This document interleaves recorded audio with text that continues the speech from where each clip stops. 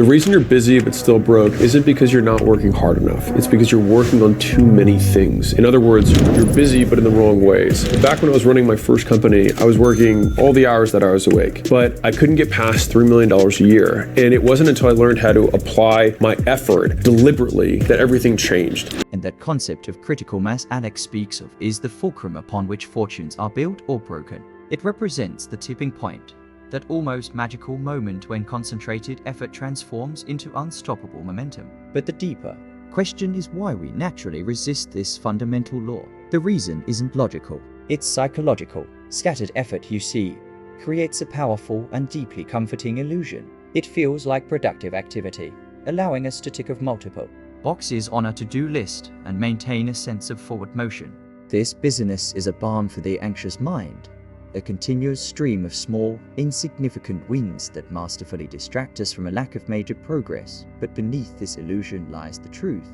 This scattered approach is a sophisticated defense mechanism. It's an emotional shield against the terrifying vulnerability of putting all our energy and our very identity into one single point of failure. The core of this issue is a deeply personal battle between our highest ambitions and our deepest fears. Being busy on 4 different projects is not merely a poor allocation of time, it is a way to build a preemptive narrative for failure. If one project falters, we can tell ourselves, well, of course it struggled. I was stretched too thin. We can point to the other 3 as evidence of our hard work, preserving our self-image. It's an emotional hedge against the singular, devastating blow of failing at the one thing that truly matters, and it's the very thing that keeps most people from ever achieving critical mass. Now, consider the invisible tax of this scattered approach, the immense cognitive load. Your mind, for all its brilliance, is not a modern computer. It is not designed for the parallel processing of complex, novel tasks. Every time you switch your attention from your new product to your ad campaign, to hiring a new salesperson, you are forced to pay a steep mental fee. This is known as context switching, and the price is paid in your most valuable currencies, time and focus energy. With each switch, your brain must unload the entire mental model of the last task and painstakingly load the complex details of the new one. This process is never clean. It leaves behind what psychologists call attention residue, where thoughts of the previous task linger and contaminate your focus on the current one. This residue fragments your ability to think deeply, making it impossible to reach the profound insights that only come from sustained, uninterrupted concentration. It's like trying to fill 4 buckets with a slow-leaking hose. You spend all your time frantically moving the hose back and forth, with most of the water spilling onto the ground between buckets. At the end of a long, exhausting day, you are left with 4 shallow, useless puddles instead of 1 full, valuable bucket. This is the silent killer of quality, the source of burnout, and the absolute guarantor of mediocrity. This is why Alex's point about the word priority is more than just a lesson in etymology. It's a profound philosophical stance on how to orient one's life. For centuries, the word priority was exclusively singular. It meant the one single thing that came before all others. The modern corruption of the word into the plural, priorities, is a symptom of a culture that deeply fears this level of commitment. It's a linguistic loophole we've created to soothe our fear of missing out, allowing us to pretend we are focused while keeping all our options conveniently open. When you have one true priority, you distill all the noise of existence into a single, clear signal. It functions as a ruthless filter for every subsequent decision. You no longer have to debate what to do. You simply ask if the action serves that priority. If it does, you proceed with full force. If it does not, the answer is an immediate and guilt-free no. This act of supreme clarity is a declaration to the universe about what you truly value, creating an alignment that pulls resources, focus, and opportunity toward it like a gravitational force. By refusing to truly choose one path, we subconsciously choose to fail slowly on multiple fronts, ensuring that none of our efforts ever gain the energy to reach critical mass.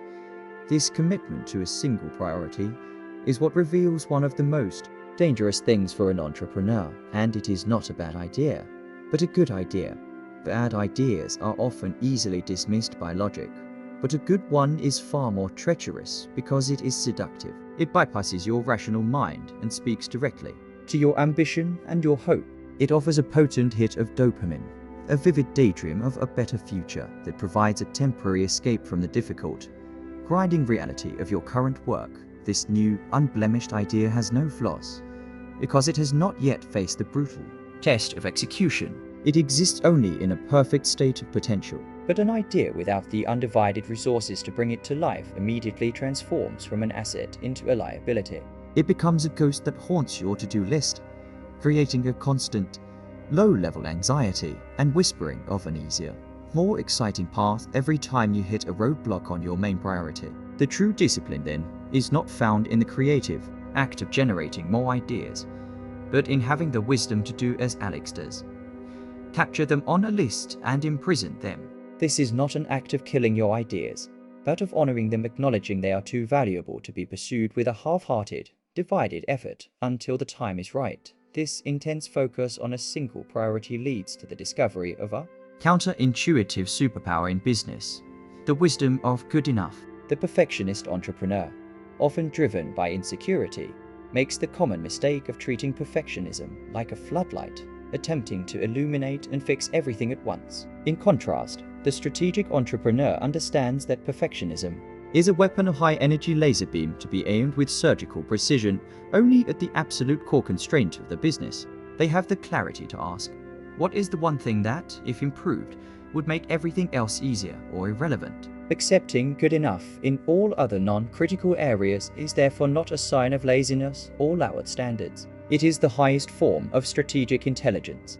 It is a conscious, disciplined choice to conserve your most finite resources for the one battle that will actually determine the outcome of the war. This approach frees up the essential mental and emotional bandwidth needed to achieve true, uncompromising excellence precisely where it will have the most outsized and transformative impact. It is the art of knowing where to be perfect and where to be merely effective that separates those who struggle from those who scale. Ultimately, the lesson here is about the liberation that comes from intentional constraint.